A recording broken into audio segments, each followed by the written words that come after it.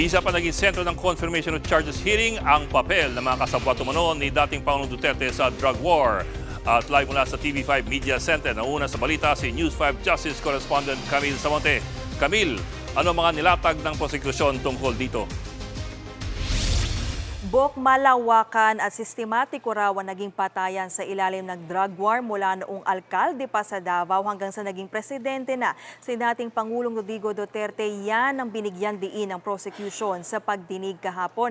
Ayon kay ICC Prosecutor Robin Croft, gumagalaw itong mga kasabwat ni Duterte batay sa tinatawag na common plan. Itong common plan ay ang pag-neutralize sa mga sangkot sa droga sa pamamagitan ng pagpatay. May pattern din daw ang mga pagpatay at reward system sa Davao City na kalaunan ay ginaya sa drug war nang maging presidente na nga itong si Duterte. Ang ilan daw sa mga kasabwat noon ni Duterte sa Davao City, inilagay niya sa mas mataas na posisyon ng mahalal siyang Pangulo para maipatupad itong common plan sa buong bansa. Pakinggan natin ang pahayag ni ICC Prosecutor Robin Croft. The co-perpetrators controlled the executive. They controlled the police, they controlled the Drug Enforcement Agency, the National Bureau of Investigation, and the Department of Justice. And they used this control to ensure that their subordinates carried out the plan to neutralise alleged criminals through violent crimes. Camille, mayroon bang tinumbok yung mga prosekusyon na nanguna sa pagpapatupad nitong war on drugs?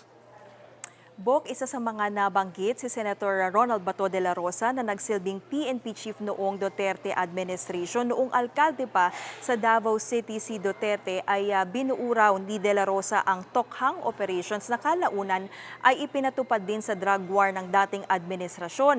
May video rin na ipinakita kung saan maririnig si Bato na inuutusan ang mga pulis na puntahan sa bahay ang mga drug lord, buhusan ng gasolina at patayin.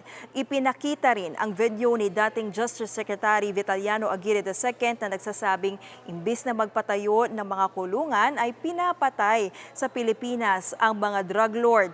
Ginagamit din daw ni Aguirre ang kanyang posisyon para walang makasuhan sa mga pagpaslang. Kasama rin sa co-perpetrators na nabanggit ay sina Senator Bongo na dating Special Assistant ng Pangulo, dating PDEA Chief Isidro La Peña, dating Davao Police Chief Vicente Danao at dating NBI Director Dante Giran. Pinangalanan din ang dating PNP officials na sina Oscar Albayalde at yumaong Camilo Cascolan. Bok? Ito bang ang mga nabanggit na kasabwat doon sa hearing, sa pagdinig ng ICC? Meron na ba silang reaksyon? Bok, umiwas si Senator Bongo sa mga tanong ng media kahapon tungkol dito. Ang sabi niya lang ay hihintayin niya nga matapos itong confirmation of charges hearing at focus muna siya sa pagtatrabaho. Pakinggan natin itong pahayag ni Senator Bongo. Ibayan lang po natin. Basta trabaho lang po muna. Unahin ko yung trabaho ko. Meron akong sinumpang tungkulin bilang senador.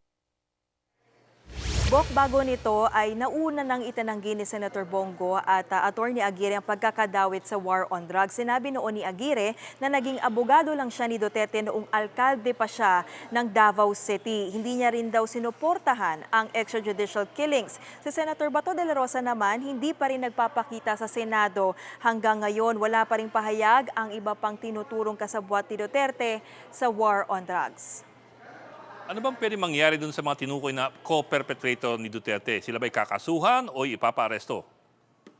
Bok, hindi porket tinukoy sila bilang mga kasabwat ay maglalabas na agad ang ICC ng arrest warrant laban sa kanila.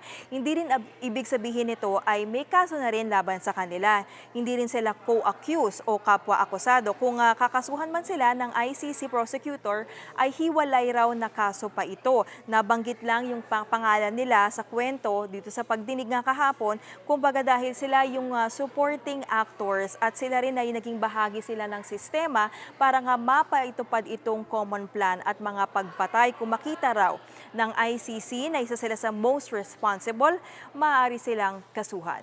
Yan muna ang latest. Balik sa iyo, Bok. Ulat ni Camille Samonte live mula sa TV5 Media Center. Mga kapatid, Jig Manikad po. Pagdating sa mahalagang balita sa loob at labas ng bansa, dapat una sa lahat, mag-follow at mag-subscribe na sa social media pages ng News 5.